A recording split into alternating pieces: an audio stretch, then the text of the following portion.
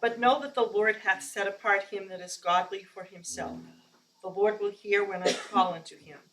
Stand in awe and sin not. Commune with your own heart upon your bed and be still. Welcome today. We're finally getting, although it's not as nice today, but we're finally getting a little spring weather, which was a nice week. And we are going to start out today's service with page 124. This is one of the newer songs that, well, not a new song, but one of the newer songs that Joanne recorded for us. All hail the power of Jesus' name. And we will sing the first and fourth verses of page 124.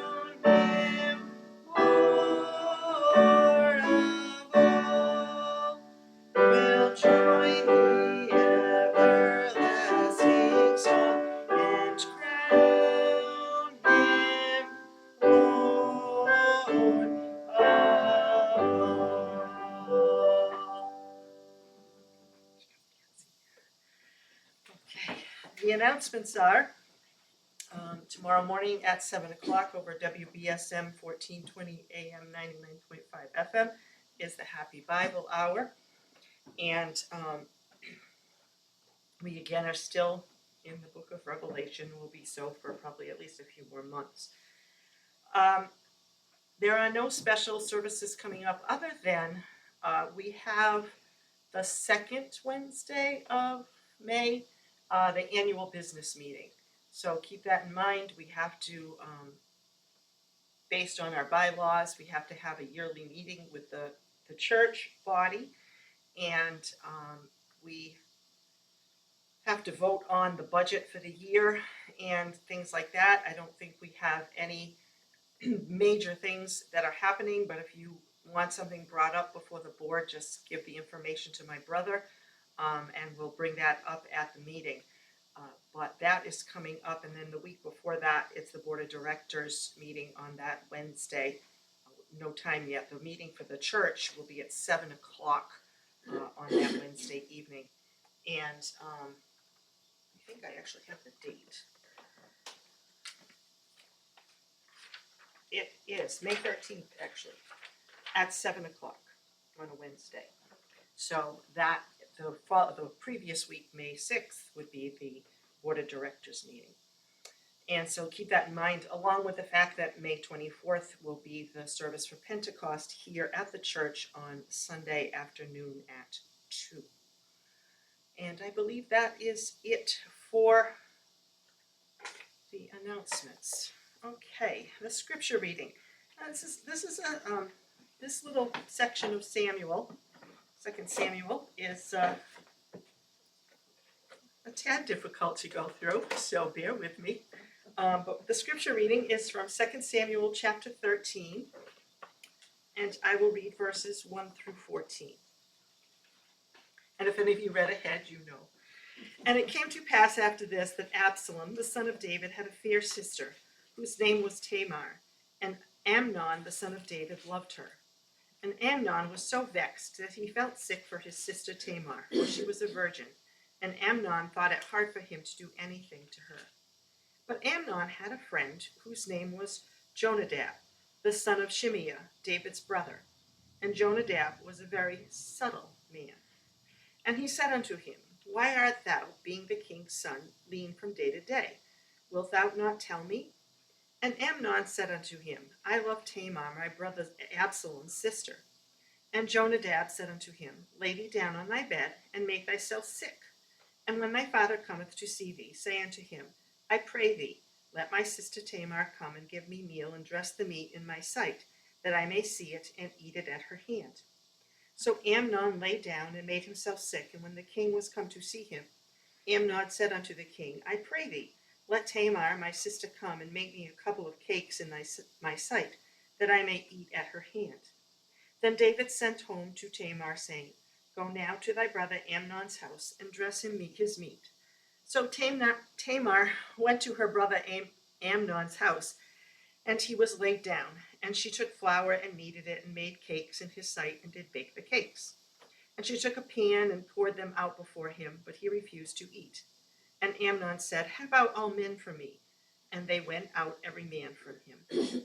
And when Amnon said unto Tamar, Bring the meat unto the chamber, that I may eat of thine hand. And Tamar took the cakes which she had made, and brought them into the chamber to Amnon her brother. And when she had brought them unto him to eat, and he took hold of her, and said unto her, Come lie with me, my sister. And she answered him, Nay, my brother, do not force me, for no such thing ought to be done in Israel. Do not thou this folly. And I, whither shall I cause my shame to go? And as for thee, thou shalt be as one of the fools in Israel. Now therefore, I pray thee, speak unto the king, for he will not withhold me from thee. Howbeit he would not hearken unto her voice, but being stronger than her, forced her and lay with her. And may God add his blessing to this reading from his word. So let's go to prayer now and continue to pray for those on the prayer list. We have an addition today, continue to pray for David, but also we have an addition today. There was a young man that was hurt in an accident on Route 6 who was in quite bad condition. His name is Tim, and he's good friends with Judy's grandson. So his injuries are quite severe. So if you can keep Tim in your prayers also.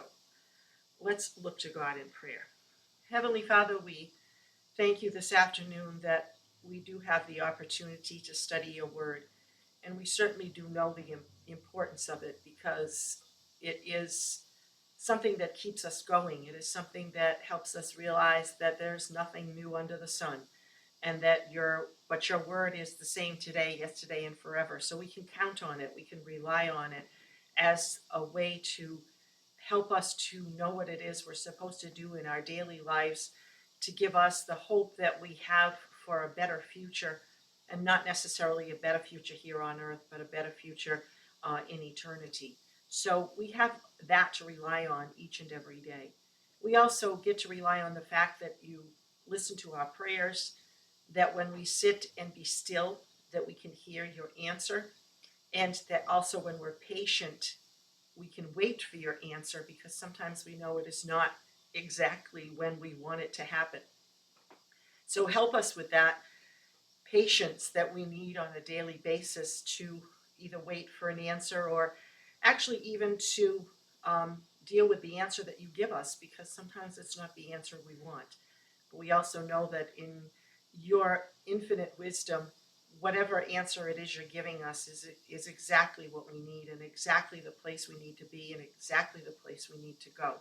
So we thank you that we can rely on that each and every day. As always, I ask special blessings on those that are sick, those that mourn, those with financial difficulties. I ask special blessings on all of our governments throughout the world, blessings and protection on our president and his family, and also blessings and protection on all the people that serve us each and every day, knowing that oftentimes they are going into harm's way. So we ask that you bless them, watch over them, and take care of them. And I pray that every song that we sing and every word that is said is to your name's honor and glory, in your Son's name. Amen. Our next hymn is found on page 328, and it is entitled, Are You Washed in the Blood? And we're going to sing the first and fourth verses of 328.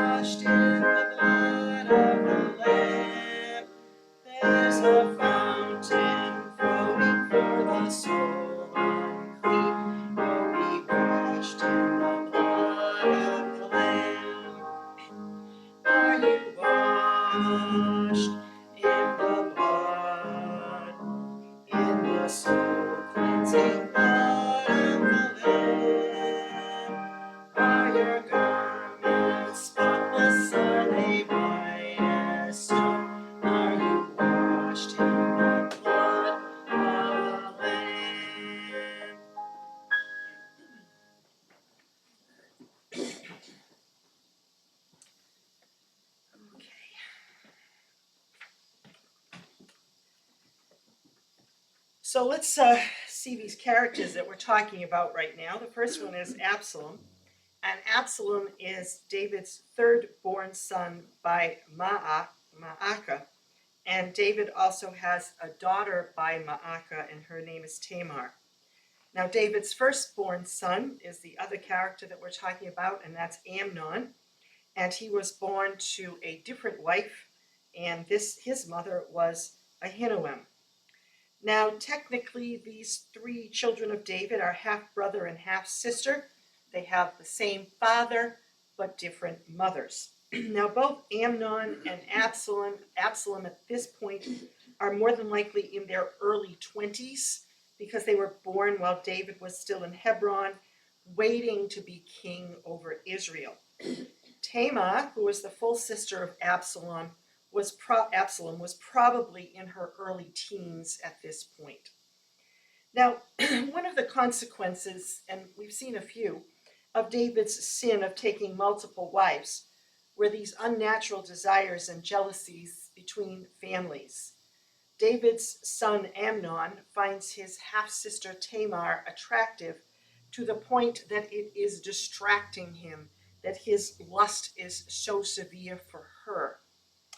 He is so infatuated with her that he makes himself ill because he sees she's unmarried, but yet he can't see a way that he can possibly have her because under the law of Moses, a half-brother couldn't take his half-sister as a wife, which is why, of course, he sees no way to marry her.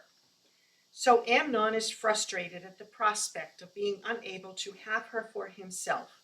And basically, the wording here is that he is depressed. And that's what he is. But a friend offers a solution, and I say that term friend, not really true. So we're looking at verses 3 through 5 now. Now, Jonadab is the son of David's brother. He was therefore Amnon's cousin. And therefore, he was also a cousin to Absalom and Tamar. But he was a shrewd young man. When the Bible calls a person shrewd, it usually is not a compliment. And in this case, it certainly wasn't. The young man notices that his cousin Amnon is depressed day after day, and he presses him for an explanation. Amnon confides in Jonadab that he is in love with his half-sister Tamar. Love is kind of not really the word I would use here, but that's what he thinks. So Jonadab sees an opportunity to ingratiate himself to Amnon. Jonadab is smart, but not certainly in a godly way. And Amnon is easily influenced for the worse by this particular cousin. These two serve as poster children for Paul's comments in 1 Corinthians 15 that bad company corrupts good morals. Only in this case, it's more of a case of bad company makes bad morals worse.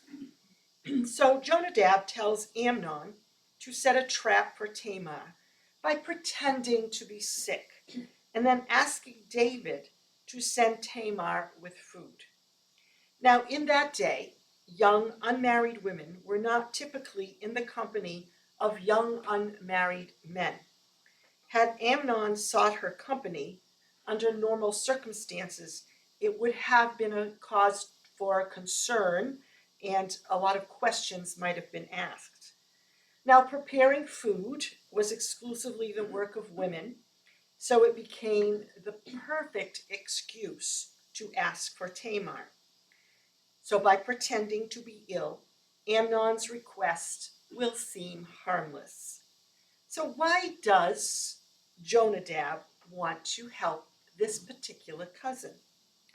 Well, where is Amnon in succession to the throne? He's number one. He's the first son. Now, we know that's not who God has chosen. But in the line of royalty, Amnon is the first son, so he's in line for the throne. So he wants to gain a friend in David's successor. On the other hand, Tamar's brother Absalom was actually the strongest leader of all in the family of children. But Jonadab is shrewd, and he sees an opportunity to pit one brother against another, and either way gain favor. So if Amnon becomes king, then Amnon will remember Jonadab's helpful counsel.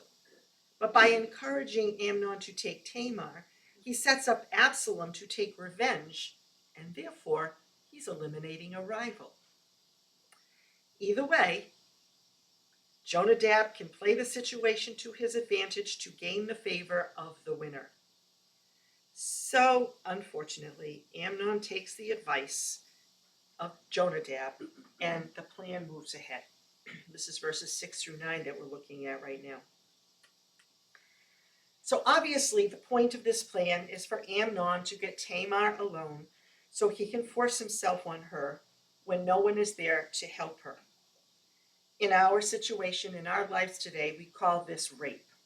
And of course, it's no coincidence that one of David's sons is about to sin in a way similar to the way his father sinned. Because as we know, the acorn doesn't fall far from the tree. The hens have come home to roost, whatever it is you want to say. So in other words, David's sin with Bathsheba has consequences for the way his sons think and act towards women. And there is a basic biblical principle and a principle of human nature that says the parents' sin influences their children's sin. It's called generational sins, and we see this often throughout society. Now, David, I don't know what David was thinking. It's like, come on, David, be a better parent. And, you know, some could say maybe he was naive, but I don't know. To me, you have to know the inner workings of your family and how they act toward one another. So David sends Tamar to her half-brother's home. So she works in a room adjacent to his bedroom. She makes bread. Through the doorway, he's watching her work. And once more, his eyes see something that provokes lust, and we know that lust is consummated in sin. So when she is ready to serve him, he orders the other servants out of his bedroom and orders her to bring the food herself. We're now looking at verses 10 through 14. She offers him the bread, and he grabs her arm and demands she lie with him. She begs him, as her brother, not to violate her, for such a thing was not proper in Israel. So she's basically saying, you're going against the law of Israel. And she's speaking both of the general violation of an unmarried woman and the specific sin of incest. Because in that time, the one and only thing of value, unfortunately, a woman had to offer a husband in marriage was her virtue. If that was taken from her, she would find it very difficult to attract an honorable man and more than likely would remain unmarried for the rest of her life. She asked him where she could get rid of her approach, meaning that since they couldn't marry, there would be no way for her to be made whole. Let's turn to Deuteronomy chapter 22.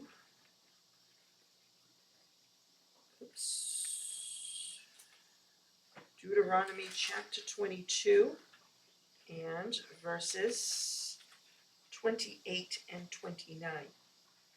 If a man find a damsel that is a virgin, which is not betrothed, and lay hold on her, and lie with her, and they be found, then the man that lay with her shall give unto her the damsel's father 50 shekels of silver, and she shall be his wife, because he hath humbled her. He may not put her away all his days. So this rule is that if it's someone that's not your half-sister, he would have been required to marry her and to give money, 50 shekels of silver. But she can't be restored here by marrying him, because then he would be seen as a fool in Israel. And then as a final try at escaping, she suggests Amnon talk to David to ask for Tamar's hand in marriage. Now Tamar probably knows that David is going to refuse this, but she's trying her darndest to get out of the situation that seems impossible to her. So it's basically a delaying tactic. She's looking for any way that she can to keep her half-brother from taking this step. But in the end, he overpowers her. He rapes her, and he sets in motion a cascade of devastation for David's family.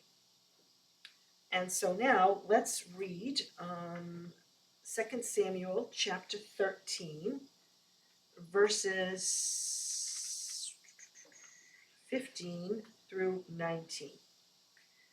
Then Amnon hated her exceedingly, so that the hatred wherewith he hated her was greater than the love wherewith he had loved her. And Amnon said unto her, Arise, be gone. And she said unto him, There is no cause. This evil is sending me away is greater than the other that thou didst unto me. But he would not hearken unto her. Then he called his servant that ministered unto him, and said, Put now this woman out from me, and bolt the door after her. And she had a garment of divers colors upon her, for with such robes were the king's daughters that were virgins apparelled. Then his servant brought her out and bolted the door after her. And Tamar put ashes on her head and rent her garment of divers colors that was on her, and laid her hand on her head and went on crying. As soon as the act was complete, Amnon's lust for Tamar turned to hatred. And in fact, the hatred was greater than the passion that he previously had felt. This response is evidence that Amnon's attraction had been entirely selfish and fleshly, if not downright demonic. Once his flesh obtained what it desired, he reacted with self-loathing, which in turn became hatred for Tamar. He began to blame the object of his lust for his feelings of guilt and the awareness that he will eventually face consequences. And sexual sin is somewhat unique in this respect. It's an action that cannot be reversed. It has lasting ramifications, and the body itself is one of the victims. Paul says this in 1 Corinthians chapter 6, verse 18, about sexual sin. This is 1 Corinthians chapter 6, verse 18. Flee fornication. Every man a sin doeth is without the body, but he that committeth fornication sinneth against his own body. So immorality is referring to sexual immorality, and Paul says to flee from this fornication, particularly because it demoralizes and desecrates your own body. And that has effects not just on the body, but on the mind, on the heart, on the spirit, on the soul, and oftentimes it's far greater than what you realize at the moment. Amnon shows that effect immediately as he throws Tamar out of his room. But poor Tamar, she's trying to salvage something of the situation for herself. And though the law prohibits a marriage between them, she's now grasping at straws, hoping that a solution might be found for her. The one thing she didn't want was to be rejected by the only man who could at that point marry her with her honor intact. But Amnon is not having any part of it. So he compounds his sin by sending her away, a violated woman with no prospects. Amnon calls for his servants to throw her out of the room. And the text says that she wore a long outer cloak, and it says it was colorful, representing the daughter of a king. And the writer is sort of making a subtle point that this outer cloak obscured any evidence of her having been violated. So the servants take her out without knowing what transpired between them, and they lock the door on her so she can't return. With no hope, she tears her garments in distress and mourning and weeps loudly as she goes. Now, naturally, her hysterics attract attention, and that leads to the next part of the story. So let's look at verses 20 through 22. And Absalom, her brother, said unto her, Hath Amnon thy brother been with thee? But hold now thy peace, my sister. He is thy brother. Regard not this thing. So Tamar remained desolate in her brother Absalom's house. But when King David heard of all these things, he was very wroth. And Absalom spake unto his brother Amnon, neither good nor bad. For Absalom hated Amnon, because he had forced his sister Tamar. So she returns to her family home.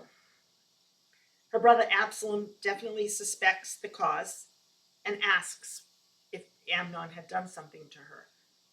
This to me is really suspect, that it's kind of one of those things that, you hear rumors about something and then you kind of disregard it and you hear it over and over again and you don't have proof, so you don't do anything, but you keep hearing it.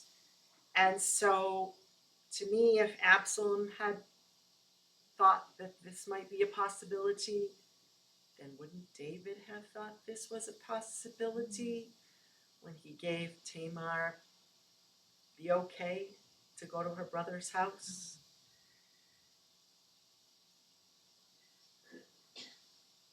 So she has the torn clothing.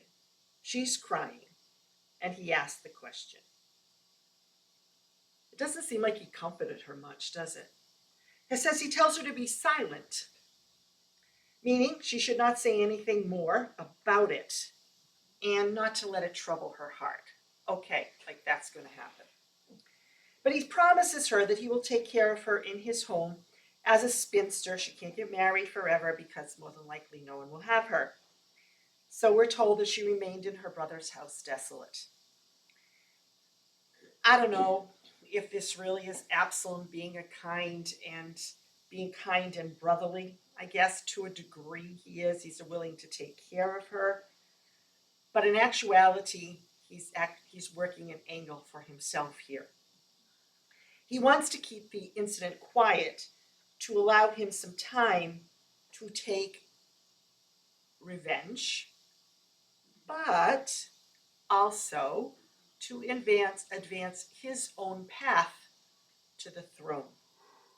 Absalom sees an opportunity to take out a rival for the throne in a semi-legitimate matter, but he has to wait for the timing to be right. But if Absalom saw this coming, again, David should have known. And then, when David hears about it in verse 21, he's angry. But that's it. It doesn't say, there's no more further commentary on David's response to what happened. Now, under the law, a man who did what Amnon did to Tamar was to be cut off from the nation, which generally meant he was to die. So David should have immediately acted against Amnon to keep the law in defense of his daughter and for her righteousness' sake. But David does nothing at all. And that plays into Absalom's hands. For had David done the right thing, then Absalom's plan would have ended. So although David's sexual sin gets the most attention, David's hesitation to merit out timely justice is certainly a close second. He failed to bring justice against Joab for killing Abner, and that had long-term consequences for him and the nation. And here again, David fails to deal swiftly with the sin of Amnon, and as a result, it's going to lead to a coup and the loss of 2 more sons. On the one hand, one can sort of see, I guess, how David's hesitation was to condemn his firstborn son. But on the other hand, what about his daughter? It seems that David's loyalties and desire to please and be loved clouded his judgment of right and wrong. Love without justice leads to injustices like the one visited upon Tamar. And not only did David not defend Tamar afterward, but he also allowed the situation in the first place by not dealing with Amnon to begin with when he heard those little whisperings. Again, if Absalom also could easily know what happened to his sister, again, clearly the word was out about Amnon's intentions. And it's hard to believe that no one would have warned the king that his daughter might be in danger. Maybe that's why David didn't act against his son. Perhaps David again felt guilty that he had done nothing to prevent it. Or perhaps David hesitated because he felt like a hypocrite for judging his son and taking a step similar to David's own sin. David did not rape anyone, but he did have a man murdered. So David could hardly say his son's sin was worse. But of course, we don't number sins. That's not the standard for justice. God's law doesn't demand that we be sinless before an authority can hold someone else accountable in the law. But it does demonstrate the difficulty of standing up for righteousness when we ourselves aren't standing there. We are most likely to shrink back from doing right by someone else when we aren't doing right by God. So whether out of misplaced affection or guilt, David doesn't act. David is sinning against the law of Moses by not holding his son accountable, and that decision has long and devastating consequences. These events set up Absalom's revenge, which itself leads to a coup and the ripping apart of David's family and the government of Israel. Sin has consequences for everyone. And when you're king of Israel, your sin has consequences for an entire nation. So the soap opera continues, involving these three children of David, a decision that's a product of David's failure to deal with sin quickly and decisively. And it was made possible by David's willingness, of course, to take multiple wives, to produce multiple families, and there were, of course, rivalries and jealousies. And the effect of these decisions has ramifications for years. Now, we can look at what we just went over in chapter 13, the part that we read, as Act 1 of this drama. And the story of the revenge leads us to Act 2 of the drama. So let's look at verses 23 through 27. And it came to pass after 2 full years that Absalom had sheep hearers in Baal Hazor, which is beside Ephraim. And Absalom invited all the king's sons. And Absalom came to the king and said, Behold now, thy servant hath sheep shearers. Let the king, I beseech thee, and his servants go with thy servant. And the king said to Absalom, Nay, my son, let us not all now go, lest we be chargeable unto thee. And he pressed him. Howbeit he would not go, but blessed him. Then said Absalom, If not, I pray thee, let my brother Amnon go with us. And the king said unto him, Why should he go with thee? But Absalom pressed him that he let Amnon and all the king's sons go with him.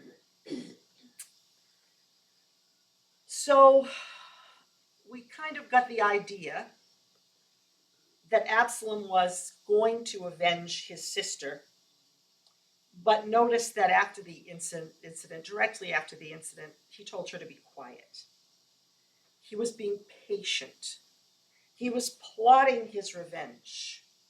And now we can see how patient he really was. Because, what does it say? He waited how long? 2 years. And he was picking the perfect opportunity. And he has finally figured out how to get revenge. Now, Absalom knew that after he killed his brother, he would be a pariah in the family. So Absalom's planning revolves getting Amnon away from his defenses, getting himself far enough away from David, and gives himself some time to escape. And sheep shearing time gives Absalom both, because sheep graze away from the city. They're sheared where they are kept. So in verse 23, we're told that Absalom has herds near a town called Baal Hazor, and shearing time has come. Sheep shearing was done several times a year, and each time that was done, there was a great party, a big feast. It took several days to shear all the sheep in a fold, and the workers labored all day at a shearing barn or pen. Then in the evening, the workers enjoyed a large meal and plenty of drink, and then the next day it started all over again. So at shearing time, it was common for families to join them in whenever possible, because they can join in all the festivities. And that's why Absalom's very tricky. He invites his father David and David's servants to attend the shearing of his sheep. David responds saying he would just be a burden on the work and the festivities, which is a polite way of saying, no thanks, I don't want to go. Now Absalom continues encouraging David to go, but David continues to say no. The sense of the text is that Absalom more than likely expected David to decline the invitation, and therefore he was really just setting up his father to ask the next question. Because Absalom's true target was Amnon. So when David refuses the invitation to join the feasting, Absalom asks that his brother go instead. And here again, it's not unusual for family members to attend a sheep shearing gathering. But this was different. The history between these two brothers and Tamar would have made it unusual and suspicious for Absalom to invite Amnon. And for that reason, Absalom knows his brother is unlikely to go if invited. And in fact, David more than likely would have forbidden Amnon to go. Now David knows that Absalom hates his brother, and he knows this setting would give Absalom opportunity to take revenge, because Absalom's been waiting 2 years, and he's schemed. He's inviting David first. The delay has lulled David and Amnon into assuming that Absalom is no longer seeking revenge. Now, if he had done this the month after it happened, it would have been obvious. 2 years have passed. And for all we know, even though people suspect that Absalom hates Amnon, for all we know, Absalom was quite polite and nice to his brother so that he could plan his revenge. Now, by asking David to go first, Absalom has skillfully obscured his true target, Amnon. So after David declines Absalom's hospitality, he feels some obligation to go with Absalom's second request. But in verse 26, Absalom asks that Amnon be allowed to go to the feast, meaning, why can't Amnon come with the rest of us? We're all going to be there. All the brothers are going to be there. Have him join us. Now, reading between the lines here, we're kind of learning that David was protecting his son Amnon. The rest of the brothers are invited too, more than likely the daughters also, but David is not allowing Amnon to be with Absalom because he fears the outcome. Even after 2 years, David is slightly suspicious when he hears Absalom's request to allow Amnon to attend. So he asks, why should Amnon go to this event? And in that response, we can see how David has been protecting his son. David failed to deal with this in the first place, but now he's favoring him again. This favoritism within multiple families is pouring fuel on the fire of Absalom's heart. Amnon committed sin against Tamar, and now Absalom is doing the same, and we can't blame David for their choices. But David did play a role in this soap opera. He did not discipline Amnon when he should have. But before that, David should not have taken all of those wives. And now, David should have paid attention to his instincts, to that little small voice. But Absalom presses his father, and David responds like a parent that's been worn down. If you've been a parent, you know that can happen. They ask again and again and again and again, and you're tired, and finally you say, okay. So David agrees to allow Amnon to accompany the rest of his brothers to the shearing party, and it's about 14 miles north of Baal Hazor. So Absalom's plan to get David to stop protecting Amnon has worked, and he now has the opportunity that he's been waiting for 2 years. And that gives him an opportunity. So let's look at verses 28 and 29. Now Absalom had commanded his servants, saying, mark ye now when Amnon's heart is merry with wine. And when I say unto you, smite Amnon, then kill him. Fear not. Have not I commanded you? Be courageous and be valiant. And the servants of Absalom did unto Amnon as Absalom had commanded. Then all the king's sons arose, and every man gat him up upon his mule and fled. So Absalom's plan is simple. He tells his servants to wait until it's late in the evening after the party has run its course and Amnon is drunk and tired. Then Absalom directs them to kill Amnon and not to be afraid to raise their hand against the king's son, because he says, I've given you the order. Therefore, I alone am going to bear the guilt and consequences. And with that assurance, they do as they are told, and they kill Amnon. Once again, a son of David has followed in his footsteps. Earlier, David's son Amnon followed David in committing an immoral sexual act with a vulnerable woman. And now a second son has followed in David's footsteps by committing murder in the aftermath of this sin. David can't act in such ways without expecting his example to set the tone for his family, and it does. Now, in response to the attack, the rest of David's sons, who also attended the feast, get on their mules and ride away very quickly.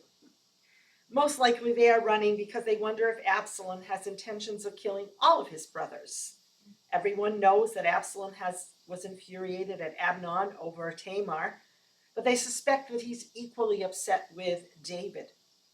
That now he has taken Amnon's life, the fear would have been that he wouldn't stop there. But wishing to hurt David, Absalom would then kill all of his sons. But that was never his plan. And so the other sons leave unharmed, but the ensuing chaos of the night, through all that, rumors fly. And one of those rumors makes its way back to David faster than the sons themselves. So let's look at verses 30 and 31. And it came to pass while they were in the way, and that tidings came to David, saying, Absalom has slain all the king's son, and there is not one of them left.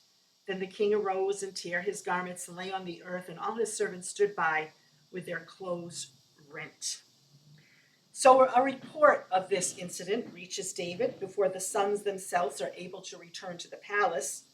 Now we wonder how that is possible because they're on mules, but it's not too hard to imagine that if some servant wanted to be the first to tell, they could have run the 14 miles. Some people can run fast. I never would have made it, but some people would. And so somebody got to David before his sons did, and David heard this exaggerated news because the messenger probably left after Absalom had been killed, expected the worst to happen. It didn't, but he didn't know that.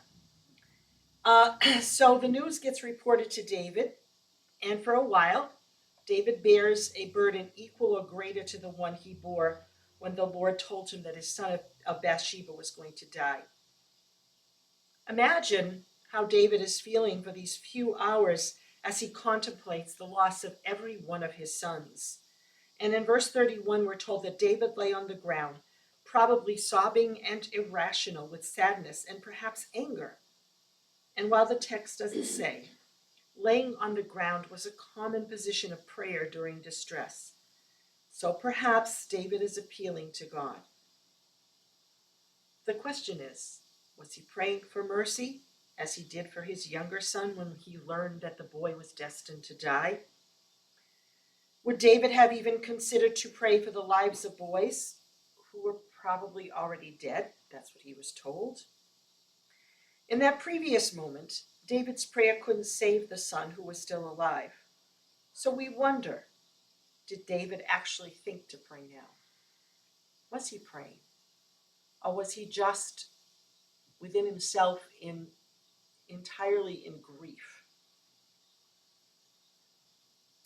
Now, I think we're going to leave it there because there's obviously more to the story. It just keeps going. So we're going to stop there, and we're going to hear how David hears that it is not all of his sons that are killed. And then, of course, what's going to happen to Absalom and all that goes on. Now, again, this entire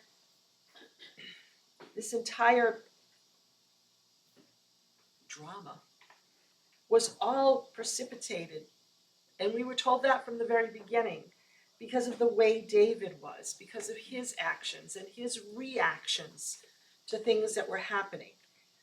And it seems to me that although David was a man after God's own heart, and although David was a good king of Israel, David was not a good father or a good husband.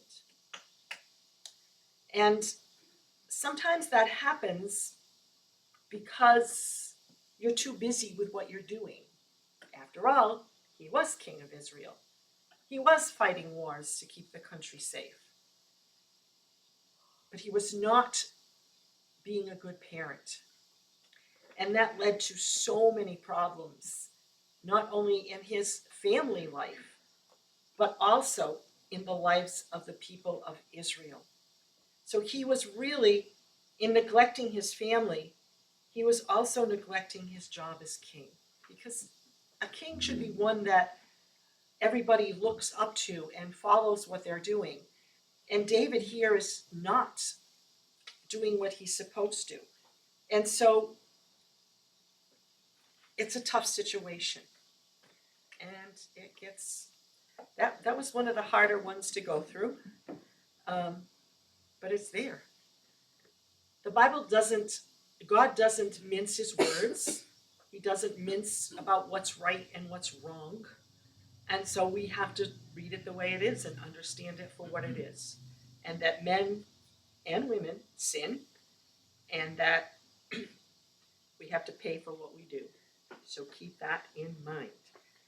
We are going to close today's service with page 368.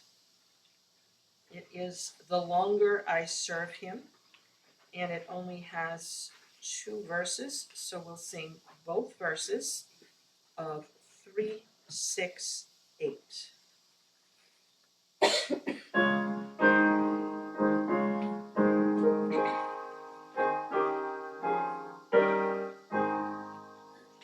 Since I started for the kingdom, since my life he controls,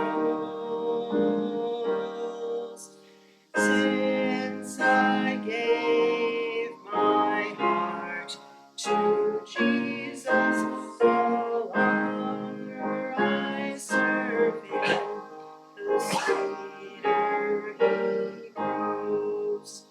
The longer I serve him, the sweeter he grows. The more that I love him, more love he bestows. Each day is like heaven, my heart overflows. The longer I serve him, the sweeter he grows. Every need he is supplying, plenteous grace he bestows.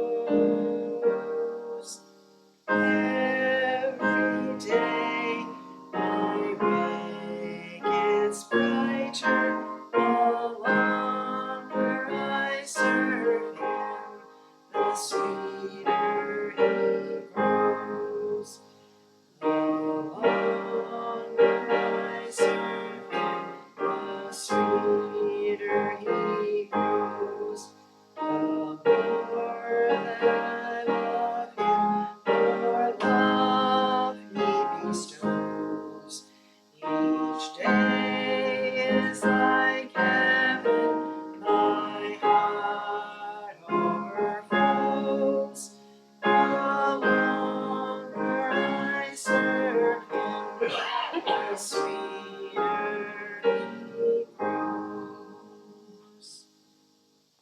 Let the words of my mouth and the meditation of my heart be acceptable in thy sight, O Lord, my strength and my Redeemer. God is good all the time.